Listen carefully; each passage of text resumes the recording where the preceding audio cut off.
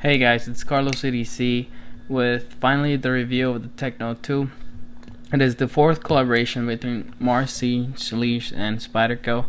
It is a frame lock, very vanilla frame lock, sheep's footy style blade.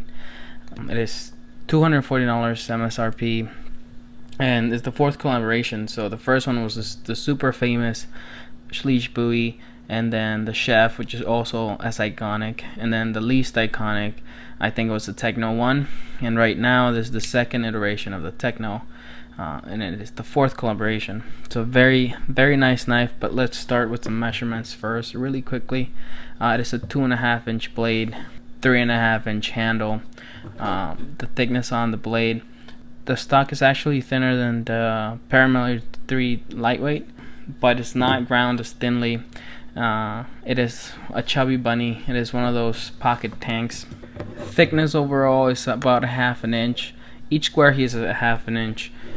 It is as thick as a CVV Anthropos, so it's actually not as thick. A lot of people saying it is really chubby in the pocket, but it's not. I don't think it is. I think it's really nice in the pocket. But with that segue, let's do some size comparisons. This is the Paramilitary 3 lightweight, very utilitarian, more affordable blade. But in the same company, it's a little over 2.5. It's under 2.5. Big handle. So yeah. Then another small but heavier duty knife, the Protect Sprint. Very nice blade, but it's an auto, so a lot of you guys can't own one of those. And then the Spyderco, and then the Kaiser Guru 2.5 cutting edge. I straightened that out a little bit. Finger choyo, and then a really long handle. So this is actually a really for 2.5 inch blade. The handle is actually really small, and it's actually it almost fills up my whole hand, but not really. It just gives me like half a grip on the pinky. Positives: it's a really handsome, really sexy knife.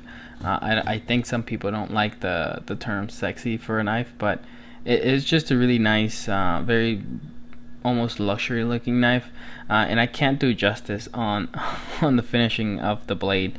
It's a mirror edge stone finish, and tactilely just touching it is really smooth.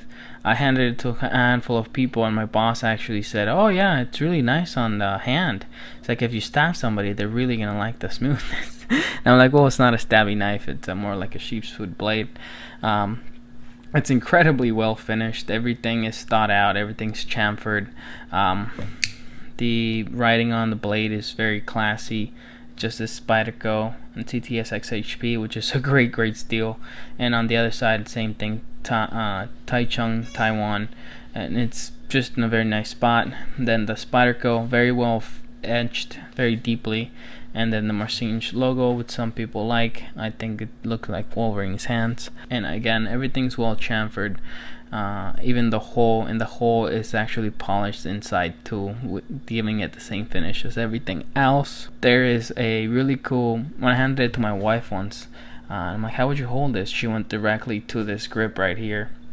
And I like that because it gives you a reversed ramp right here for those utility cuts that you're making all day. This is the primary usage, is opening packages. As a construction worker, we're always opening packages for doorknobs or whatever kind of material we're using that day, and that is really helpful, and it's very nice in the hand. It came extremely sharp from Spyderco, from the Taichung factory. The jimping right here is very well done, and sometimes some people miss the jimping. It's either too far back or too far forward.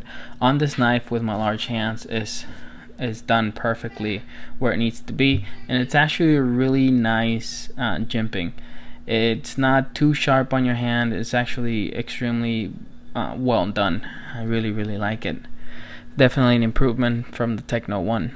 It's okay in the hand. It gives me 3.5 a grip on it, and my thumb is very well placed here. And then it can give you this grip, which is actually better if you're doing chopping. and it actually gives you a lot of cutting board surface, which is something I really like. Also, the CTS XHP is a metal that I'm enjoying a lot, and I've used S35VN, I've used S30V, I've used D2, I've used M390, etc., etc., and the XHP is finding its way to my heart. The handle, it's a good grip, and it's full titanium. It's super vanilla, super simple. There's no over travel stop, there's no insert there, so it's titanium to metal. It's just super simple to take apart. 2 standoffs, a wire clip, which is nice. It's really deep.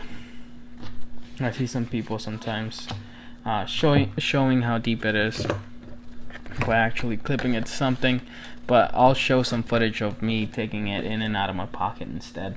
Also, another positive is this cutout right here gives you a lot of purchase, and it's a flicky knife, guys. I know some people say it's a bad thing to not have a cutout on this side, but I think it's a very good thing because you can really get your hand in there, unlike in other style like this knife right here. I have to get in there, and it's not that pleasant on your hand to get in there. Even though it gives you a little bit of protrusion right there, it's not super nice. And on another frame lock like the Guru, which does have an over travel stop and an insert, I still have to really turn the knife this way to get my finger in there. That's not the case for the Techno. The Techno is super pleasant, and you can still flick it from the other side, which is my preferred method of opening. Another thing that's really nice from the handle is the recessed holes for the screws is really nice. It was actually kind of sharp when I first got the knife, but as I used it, my hands kind of buffed the sharpness away from the holes because the screws are rounded and the hole is just, a hole. So yeah, but it went away pretty quickly. I still prefer something like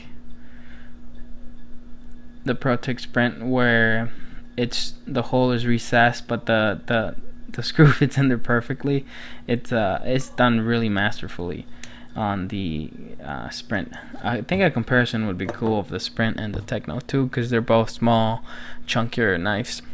Another great thing is the fact that it's on washers. Sometimes I would take a knife like the Guru to work, and it has washers, and I would have to blow it out every other day, which is not a problem because I have we always have a compressor at work, an air compressor.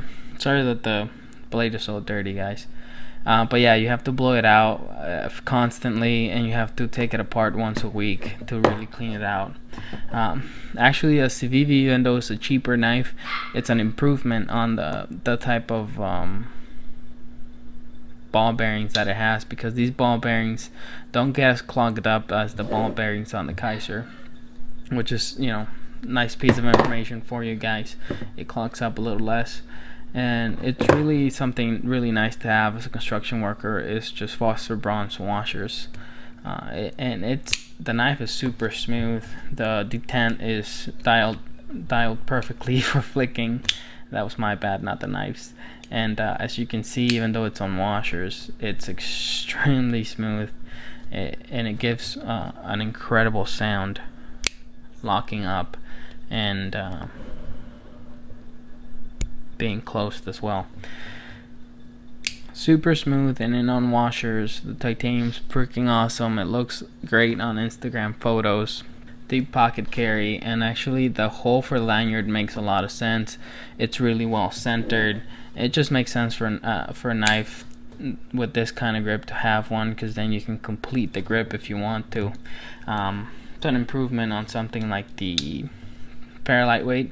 The hole, when you look at it from here, it just kind of looks like a random hole. But that's half the price.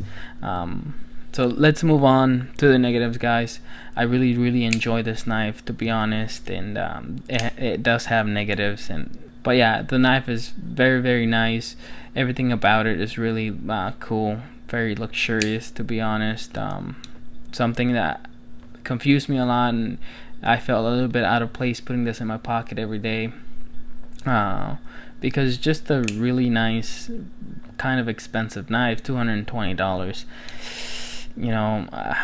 People say it's actually a bargain for the kind of knife you're getting, But you know, I'm a construction worker in Arizona. I'm married, got bills to pay. You know, I'm more inclined to do like $100 or 70, or you know, a little bit over 100, or a little bit over 100. But this one's like 220. So yeah, I was a little bit uncomfortable buying the knife. I didn't buy it retail, I bought it used, and I got a great price on it. What I meant by feeling uncomfortable is that if I scratch it up or use it too much or something, that it will decline in value and I will take a bath. But I actually got a great price on it, so I don't think that's a problem. But yeah, that's something to keep in mind, is $220. And just if you're into knives, you know, I don't know if you should make the step on buying more expensive, more high-end knives. And then the negatives, I'm going off the cuff here. For the positives, I had notes because there's just so many positives about this knife. It's a wonderful, wonderful knife. But in the negatives, the first negative that I found right away was the fact that it sticks. The lock sticks a lot because it's titanium on metal. So there's tricks like you'll see a bunch of Sharpie in there, and I have to put it on kind of frequently. Every 3 to 4 days I have to put on some more Sharpie on there. Right now it's running out with Sharpie, so it's super smooth. It's a very fidgety knife, but that's kind of annoying. And also handing it to somebody, they're like, wow, this is so cool, and then they can't unlock it, so you know, it kind of reflects badly on you as a knife guy. It's not by districts, so you can, you know, it has the option to put the clip here, but it's a frame lock, so you know, it's not really by districts. Also, this green stuff right here, I saw some of Marcin Shalish's customs, and he uses a lot of these colors, really crazy vibrant colors, plus it's called the techno, so it makes sense to me, to be honest. But sometimes I don't like it. Sometimes I do like it when I have it in my pocket. It's not super deep carry, and I look down my pocket and I see some titanium and green, and I do like it sometimes, but most of the times I don't like it. Most of the times I wished it was blue or bronze or a different color. And if I was to keep the knife, that's change I would make right away, is re-anodize these things. Another negative, the titanium was kind of sharp around the screws, and as I used the knife, because I used it every day, I took it to work like any other knife at a construction site, opening stuff, cutting up wood, carving into things, breaking down cardboard, etc., etc. Just anything I would use, you know, any knife that I have, I use this one. And it took all the beating, but it just wasn't, it's not long enough. So like 2.5 inches, you really can't. When I'm done at work, sometimes I like to eat like an apple at home or something, and I almost always use the Civianthropos, because it's long enough for any apple, and it's thin and slicey enough for anything. So 2.5 inches is not enough to be a full-size knife, but the knife is kind of big to be a small-size knife, because I do like the Sprint. I take it running, I take it to church. If I'm wearing a suit, I just drop it in the suit. So it's big enough to not be a small knife, and it's not small enough to be a small knife. I don't know if I'm saying that right. But yeah, the size is kind of awkward for me. It's like a tanky little knife, and I do see it in my collection having a place there as just a nice piece, but that's just not something that I can afford to have right now.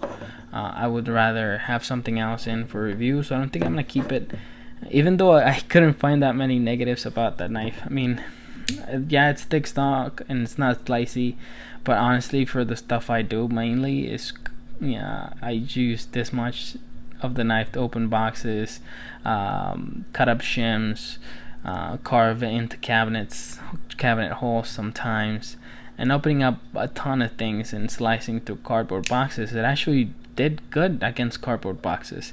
It actually did good about everything I did, but I have knives that can do it better. Even the Sprint, being a lot smaller, a lot lighter, can do everything that the Techno can. and right now I haven't experienced this one too much, but I'm sure it's gonna do better.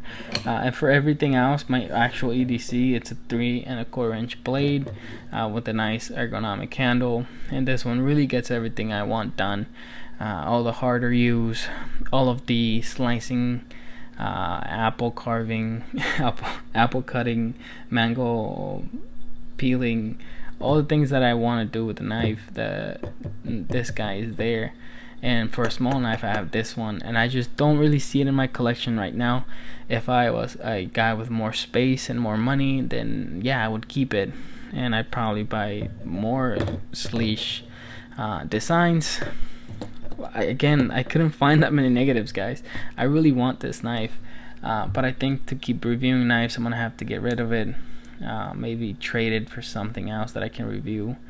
I do want it, I do like it, I do recommend it. If you're a guy with more space and more money than me, buy it. Just buy it. Experience it. Nick Chavez called it a baby Saventa, a small Lincoln, a small Cadillac actually. And I agree with him fully. I freaking love this knife. I just don't have the kind of lifestyle that will allow me to have a knife like that in my collection. And I like them, guys. I like nice knives. I like looking at them. I like Grimsmo knives, and all those higher end knives, but just I can't afford to have them right now.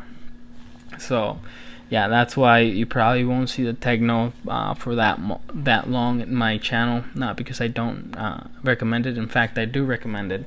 Again, if you have more space and more money than me, go ahead and buy yourself a Techno 2. I think you'll enjoy it a lot. And if you're an EDC enthusiast, if you're into knives, into EDC, go ahead and like this video, subscribe, and yeah, see you guys on the next video. Ciao.